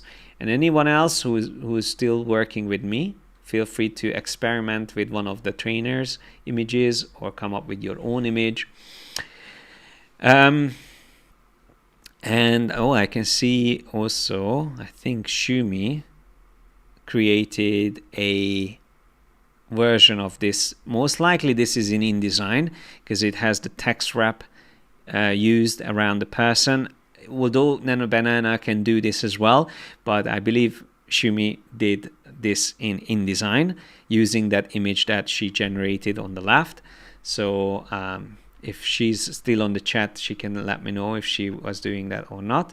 And Tina was the one working on those images on the left side, which we saw, this one. That's so cool, Tina. I love it. It's a really cool result. Oh yes, I can see Shumi said I'm working on the girl. I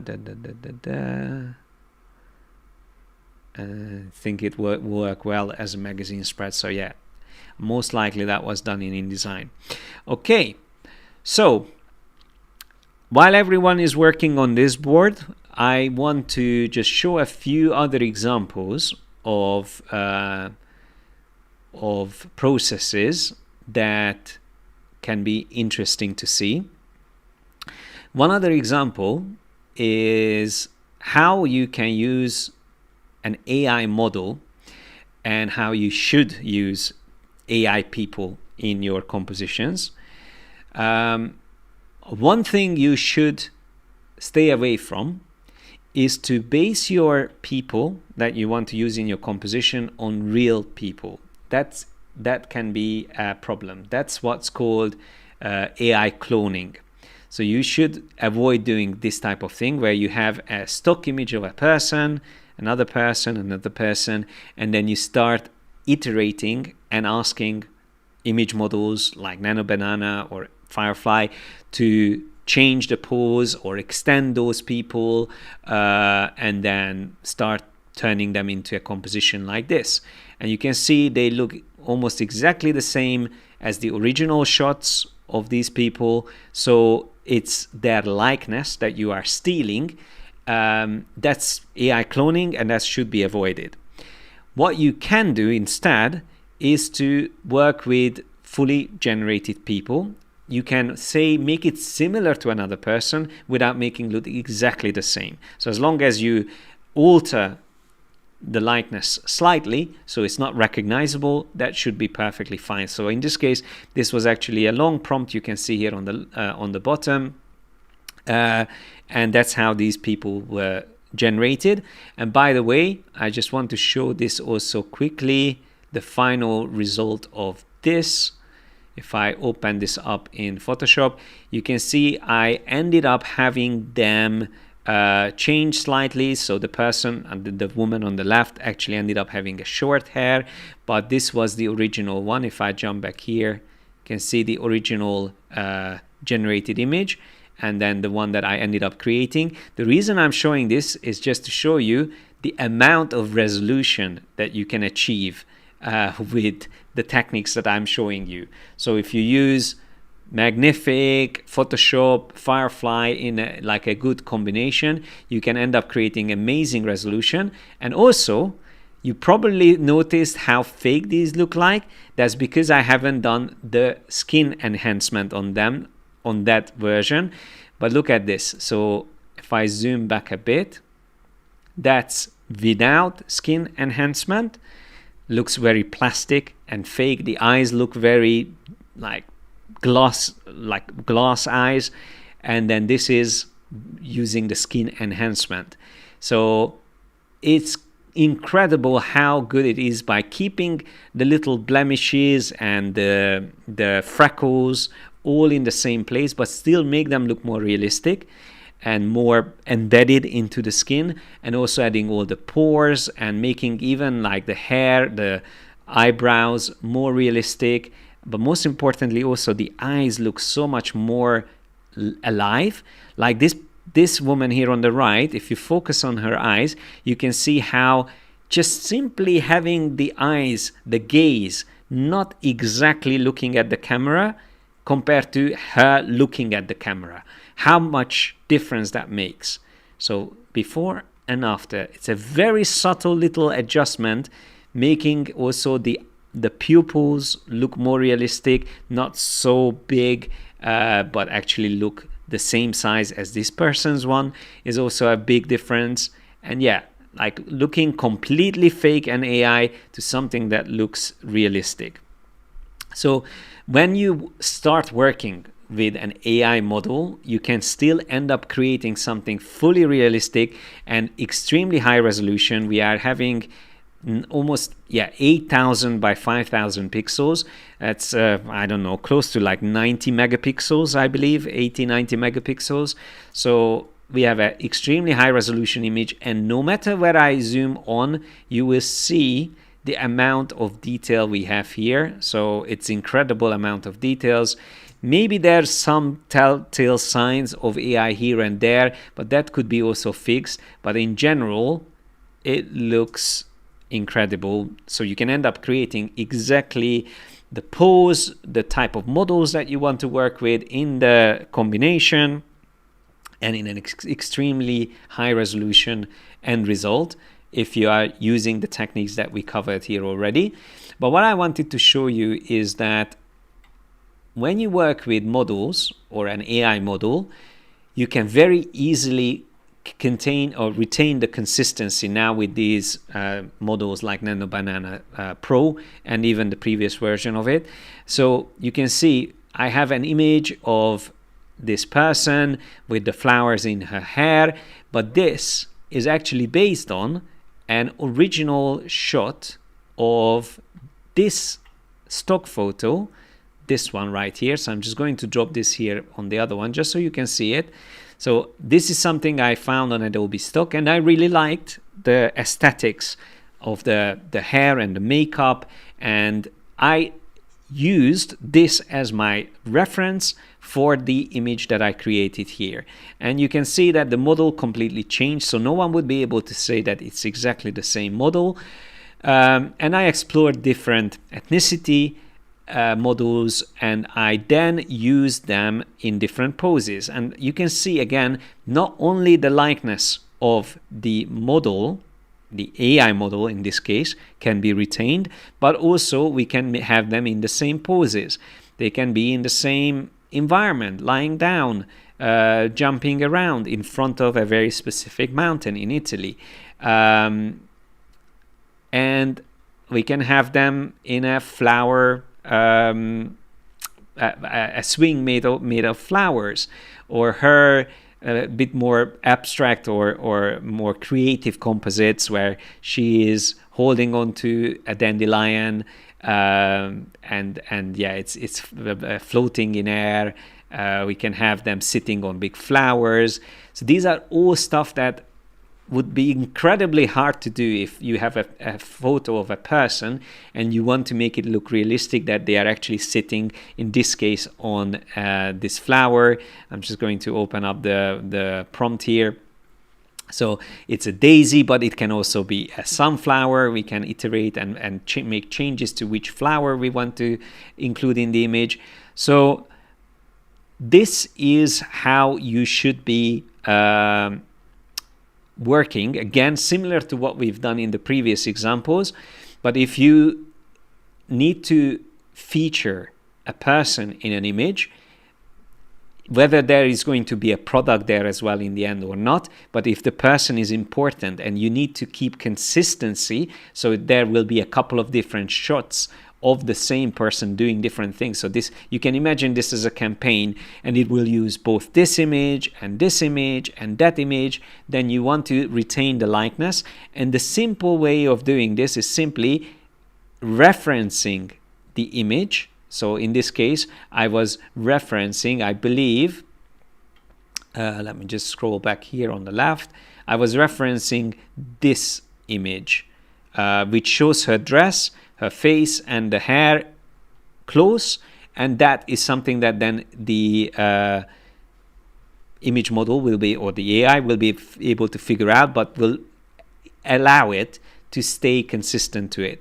So for instance, in this case, if I again just generate a new version of this here, that we have this same prompt by using this image as our reference.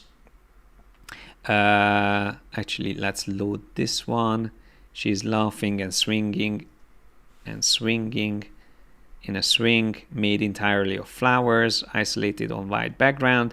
So if we do this, and instead of just saying flowers, entirely of sunflowers, in this time I will be more specific. Isolated, and maybe not isolated on white background, we will say in a park. Yeah, in a park, let's just do that. And then, oh, and it's using Gemini 2.5. I will switch to 3. So we will have 2 generated images here. So we will see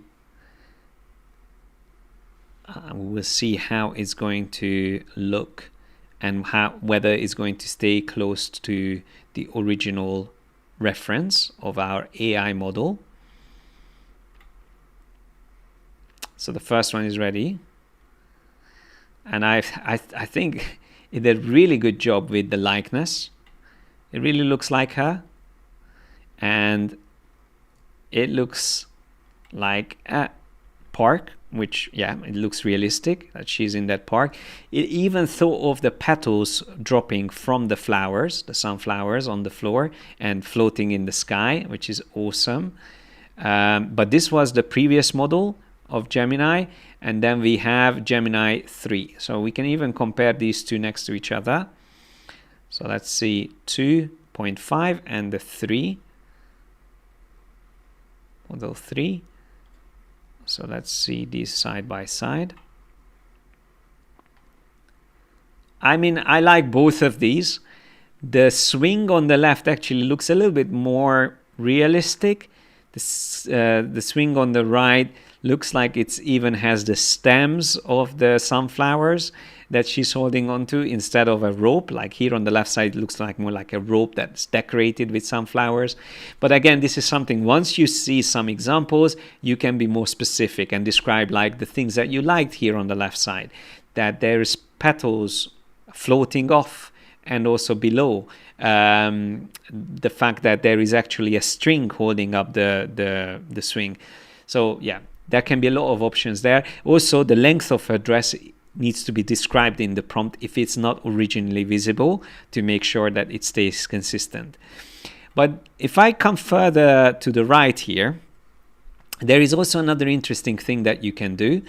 If you have 3 models that you want to include in the same shot. In this case, if I wanted all 3 of them to be in the shot, all you have to do is to drop them all 3 in a board and then reference the entire board. So if I come down here and I reference not an image, but the entire board, so I use the eyedropper and I click on the background of this board, then you see now it not only will have one of their faces, but have all 3 of them in there. And that's how I managed to create these shots where they stand next to each other. And I could even add the bouquet that she's holding, then make the changes to the colors of the dresses. And for issues like this where she actually has 3 hands, so she's holding the bouquet with 2 hands, but there's also an additional hand, that can easily be fixed in Photoshop. And I can show this quickly to you. We have the flower girls here. We can see that I removed that additional hand that was there. So that was the original, and this is the updated version. So this can easily be fixed. There was also, this hand was strange to be showing up there, so I removed that. And then we have a much nicer version that again we started off doing in Firefly, refined in Photoshop. But the most interesting thing here is that we used 3 of these models together.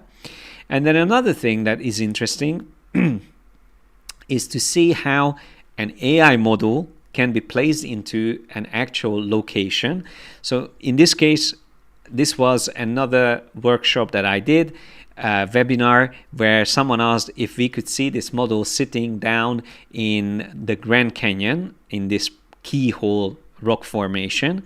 And at first I just used the prompt where I said woman sitting. So this woman, I generated this version of this model sitting down and holding her hair. I said woman sitting in the keyhole rock formation in the Grand Canyon at golden hour, and it created these results 1, 2, 3, which are good, but it's not actually the keyhole. It's not actually the exact same rock formation, and also that shouldn't be the background. So if we want to stay true to how it actually looks like, you can use a photo reference of that location.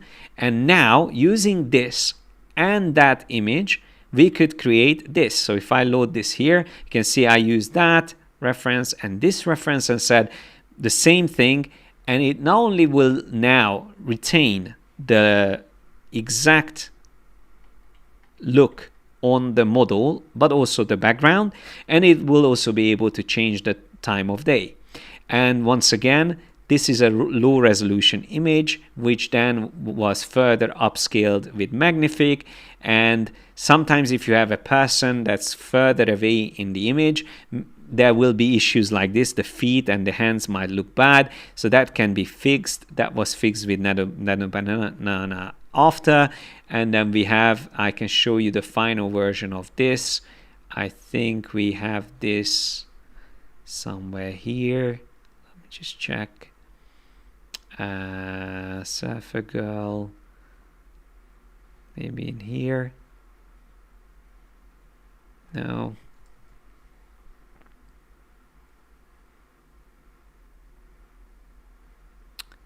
I think maybe on the Flower Girls. No, I don't have the final version of this, but Anyway, it can be, yeah, you can see the resolution in here as well if I zoom in. It's just incredible amount of details that it adds around the hair, make it backlit, and then yeah, we have really nice results on the hands and the feet. So yeah, you can pose AI models in any location, and then you can start combining your product shot into that if need to be. So like the dress, if she's wearing a very specific dress, once you have everything set up, you can just say replace the dress to this, and then you choose the product that she needs to wear. So yeah, we can try that out as well here with one of these images. I can just look for a dress maybe for one of these images, maybe the one with the swing, this one. We will use as our starting point, and then I just go for maybe Zara. Let's just go on Zara, and then let's find a dress here. Maybe if Shumi is still watching me, you can help to find something, or if anyone just drops a good dress in for me that you find, we can try that out. Just going to go for dresses, and then let's find something nice. That white dress looked quite good, but maybe we can go for something. I want to choose something that is very recognizable. Yeah, maybe like this one. So if we come back to our board, and not this one, I was in another board here.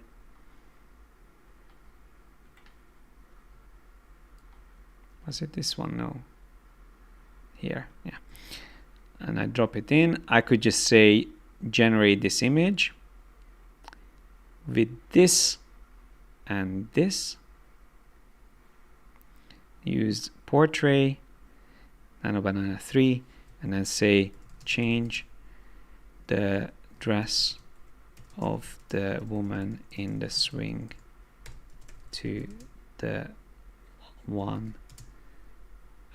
from the other photo. Keep everything the same. Let's see what happens then. Okay. Any questions, by the way? We are getting closer to the end of the session. I wanted to go through these examples, and I think we covered quite a lot in this session. And just as a reminder, this is how the design sprint would run, with a little bit more focus on working together. So here we also had some collaborative aspects of the designs that we worked on. I can see Shumi ended up creating these designs. These are really nice. I like how this is showing the product while like in a hiking context. That's really cool. I also saw something from Anas down here. If I zoom closer, yeah, we have the flower girls. That's also really cool. Yeah, so let me jump back to where I was. Let's see what we got from this. Yeah, there you go. How crazy is this? Once again, I still get surprised by how smart Nano Banana is. It managed to retain the exact pose that we have in the first shot. I'm just going to put this in an artboard, and then we can see it. Yeah, it retained exactly the same pose from the original shot, the same, everything's the same.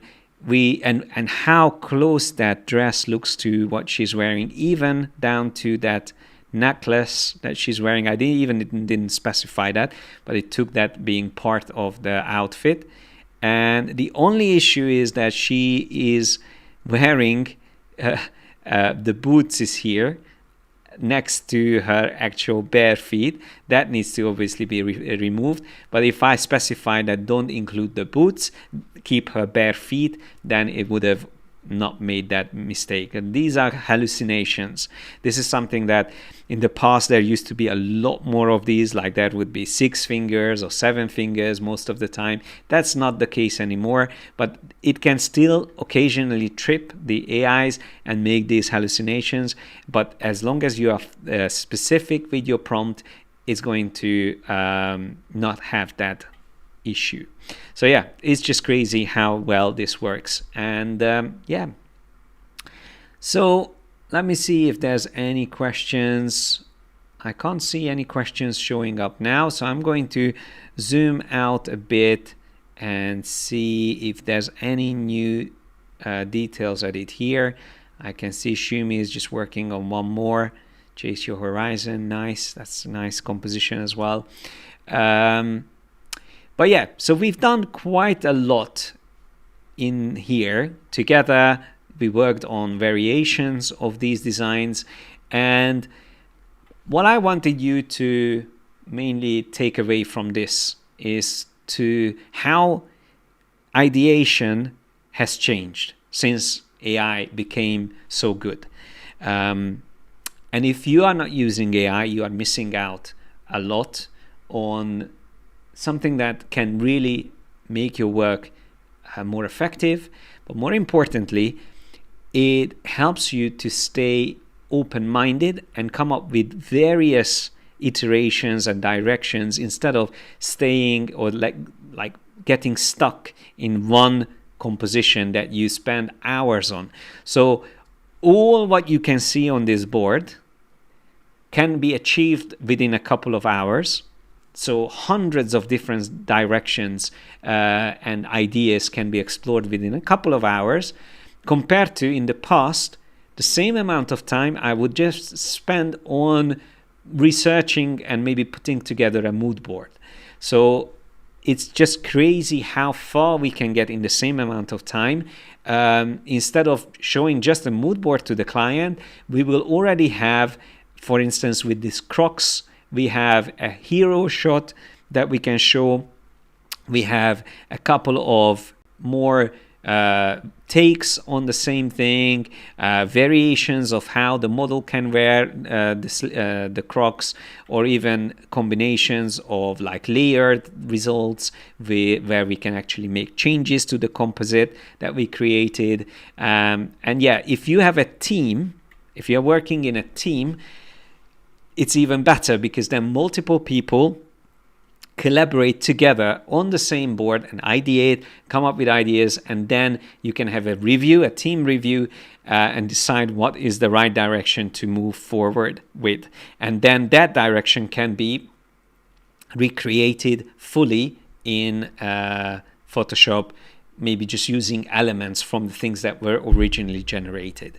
So yeah, you should never consider what you generate a final result. That's something that is a good starting point or a good ideation stage, which can be used later on to refine and to set up in the way that the client needs.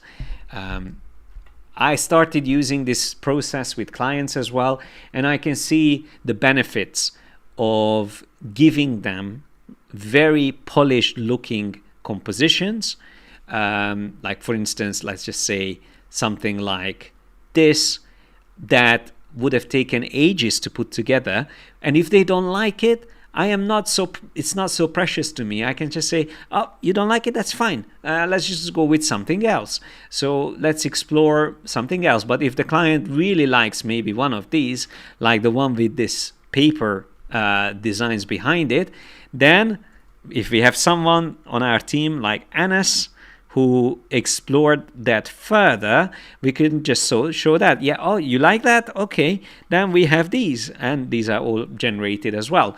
And if they really like one of these, let's just say they love the one with the wave. By the way, I like many of these. I love this one with the wave and the surfboard. I also like this one with the seashell. I also like this one with the sun. This is really nice as well. These are actually all really cool, and so I really like them. But let's just say that the client says, oh, I love this. This is the direction I want to go with, and I want this one, and this one worked up and finalized. So at that point, you have the option to recreate these things and to do an actual photo shoot if the client has the budget for it.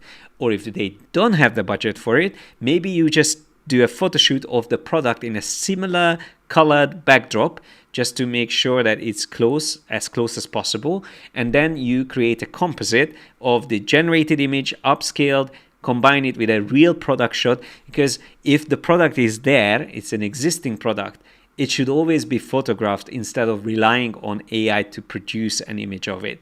So it can be just shot on a green screen or a white backdrop in a studio environment, but trying to match that direction that you had in your original composition. But I mean, because these were all generated, they can always be refined and tweaked to match the new product shot that you have, and then combine them together. So yeah, that is the way I like using generative AI. And just to go back to the design sprint, we will go way beyond just the initial iteration stage. The first week will be spent on a similar process that we went through here, but leaning more into using Photoshop to refine our composites and come up with some typography as well. And then we will start moving into animation, motion, video in the second week, and illustration for the campaign. And then we will move into editorial design and web design in the third week. So we will be ending up using Framer, which, if anyone is not familiar with, that's something that we cover in the design sprint. And of course, if someone doesn't have Photoshop, they can also use Affinity. That's also something that we will be able to help with. So yeah, that's essentially how the sprint is going to run. And if there's any more questions, feel free to let me know. But that's all I wanted to cover today. So thank you so much for everyone who joined, especially for those who took part in creating some designs here with me in FIREFLY Boards. It was great fun, and really looking forward to the design sprint. We are still running the Black Friday promotion till tomorrow evening. So Cyber Monday is still going to apply the 60% discount that you get on this. And you can get it together with the annual Pro membership for $397 or $396. So it's this deal that we are running now. If you want to take advantage of this, you have time till tomorrow evening. That's when the cutoff point will be. We already have a lot of signups for the sprint, so I'm really excited and looking forward to greeting everyone in the community who is going to take part. And yeah, thanks a lot for joining me today, and I am looking forward to seeing you in the next live stream, or in the design sprint, or in a pro member webinar, depending on which one you will take part in next. So thanks a lot, and I'll see you next time. Bye for now.